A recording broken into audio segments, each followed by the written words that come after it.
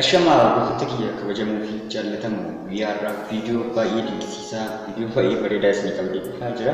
Viidiyoo kana irratti appilikeeshinii barbaachisaa appilikeeshinii baay'ee adda ta'e appilikeeshinii tokko isin qabdee dhufee jira. Appilikeeshiniin kun maqaan isaa SMS Forwarder jedhama. SMS kamiyyuu miseeji kamiyyuu jechuudha. Garaa akkuma isin barbaadanitti appilikeeshinii mobaayilaa namatti godhatanii gara mobaayilaa keessanitti akka dhufuu barbaadan miseejii hundumtuu jechuudha. Waan barbaadan feesbuukis, waatsaappis, vaayibaris, iimoos kanneen barbaadan haakootiin appilikeeshinii bitanii appilikeeshinii baay'ee isin barbaachisu. Appilikeeshinii kana fayyadamaa isin jedha. Appilikeeshinii kana liinkii isaa description box jala isin kaa'ee jala seentanii dubbachuu dandeettanii gama barnootaatti isin dabarsaa nafaan tura. Egaa gara appilikeeshiniitti yeroo dhufnu appilikeeshiniin yeroo banamu intarneetiin barbaachisu banna keessa yeroo bannu akkana bana. Internetiin gonkumaan barbaachisu jechuudha appilikeeshinii. Kun achitti this phone number kan kanatti silkii qafoo kana silkii kana achirra goonnaa jechuudha silkichi isaa. Silkii kana banee yeroo ilaalu silkii kiyya jechuudha. Kun haala kana urjii takka jedhee arguu lakkoofsa kiyya beekuun danda'ama jechuudha haala kana. Lakkoofsa kiyya kana jechuudha lakkoofsa kana achirratti barreessaa jechuudha amma lakkoofsa kana jechuudha hordoftoota kiyya. Egaa kana lakkoofsa kana achirratti ni barreessaa lakkoofsa qafoo kana jechuudha kaas keessa jiru kan akka mobaayila kana ni barreessaa kanarratti. Egaa ka itti aanu ammoo maal jedhee target phone number kan kan argitanii target phone number silkii irratti meseejiin ergamuu barbaadu ka forward itti ta'u jechuudha kana jechuudha ka ittiin haakkuun silkii kana ka ittiin goonu kana asirra barreessinaa jechuudha. Meseejiin garuma silkii kanaan darba jechuudha yeroo dhufu jechuudha. Target email address email barbaachisa gochuun dandeettanii email gara emailiitiin akka isin dhufu barbaadan jechuudha ergaan meseejichi gara emailiitiin akka isin dhufu. Low battery notification forwarding yeroo mobaayilii keessan chaarjii fixellee jechuudha. Missed call illee akka isin beeksisuu barbaadan missed call jechuudha. Kunoo haala kanaan kana right gootanii okay gootan jechuudha. Achiraan Skype ta'etu santu hidhan jechuudha gara olii deemtanii haala kanaan bakka waan marayyuu hordofuu danda'a jechuudha waan marayyuu hordofuu dandeessan save quick setting jennaan achirra kunoo gara emailiitiin illee akkasiin dhufu barbaadan haala kanaan bakka save ta'ee booda yeroo marayyuu meseejichi namichi barreessu yookaan barreeffamuuf isin bira gahaa jechuudha haaluma salphaa ta'een karaa kanaan waan namichi kun irra jiru beekuu ni dandeettanii jechuudha hordoftoota kiyya. Cina Skype jennaan Skype yeroo jennuun no setting tokko ilaaluu barbaadda. Kun haala kanaan jira bantanii settingichi waan tokko beekuu barbaadda fakkeenyaaf guyyaa 365 jedha waggaa tokkoof osoo addaan hin kutin jechuudha isin ergaa jechuudha meseejii kana ergaa kana waggaa tokkoof osoo addaan kutin isin ergaa jechuudha inni. Haaluma kana hordoftoota kiyya waan marayyuu beekuu dandeettanii jechuudha gara kan buteen silkii kanarratti jechuudha. Silkii kanaan erga butee booda amma kanaan silkii kanaan itti bilbila jechuudha. Silkii kanaan yeroo itti bilbilu meseejiin ka silkii awwaalatti galchee silkii kana jechuudha. Meseejiin silkii kanarra naa dhufaa jechuudha.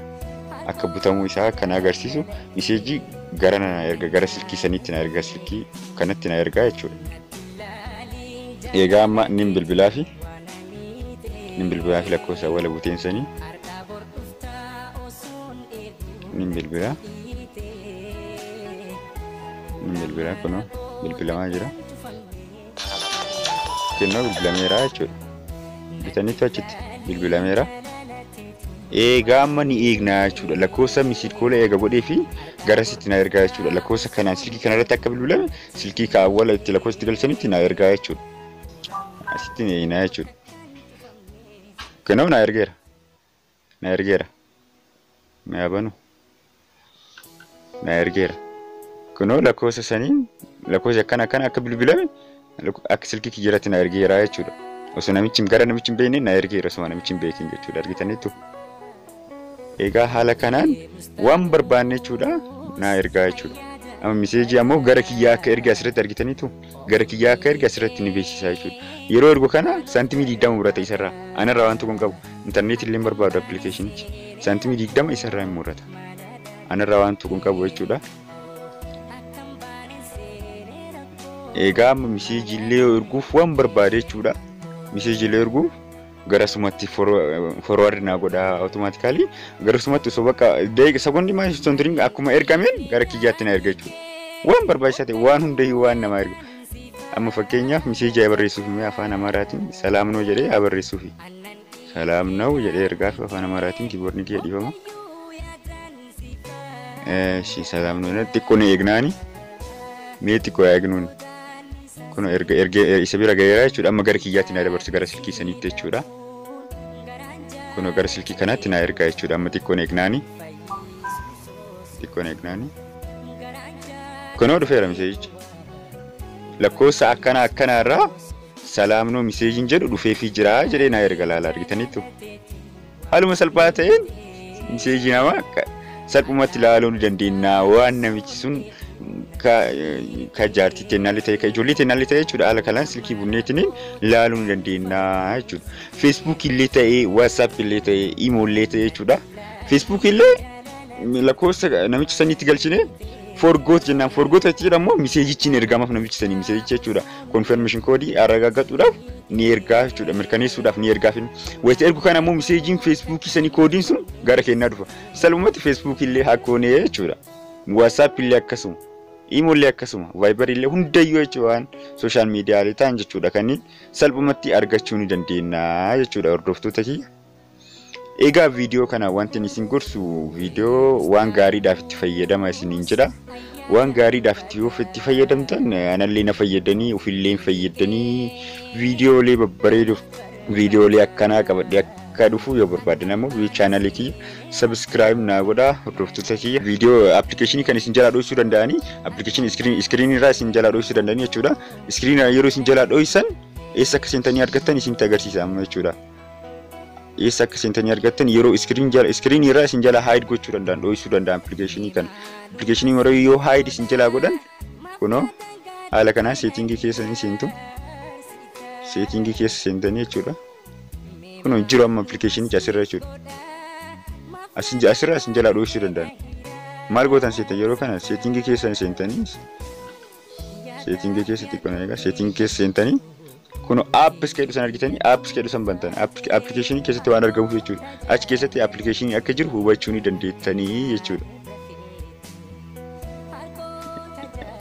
Egaa ol keedu san tuutanii keessatti waan jiru jechuudha. Achi keessa waan hin banneef achi keessa waan hin banneef ni argattu achi keessa jechuudha. Kuno SMS forward keedu kana isa sanii jechuudha application. Haaluma salphaa kanaan argattanii jechuudha. Galatooma hordoftoota kiyyaatti jaalladha. Egaa hordoftoota kiyya appilikeeshinichi akkuma argitan appilikeeshinii baay'ee dinqisiisaadha. Appilikeeshinii itti fayyadama isin jira. Garuu kiyya wanni kan amaana sittidha. Appilikeeshinii kana waan gaariidhaaf itti fayyadama. Waan gaariidhaaf itti fayyadamtan anallee na fayyadamu jechuudha. Gamanummaan appilikeeshinicha linkii isaa description boxii jala isin kaa'a. Gamanummaan yuutuubii kiyya hordoftoonni haaraa taatan chaanaalii kiyya subscribe na godhaa jira. Galatoomaa viidiyoo biraatiin hanga isin jechuudha. Galatoomaa isin jaalladha. Nagaan ta'a.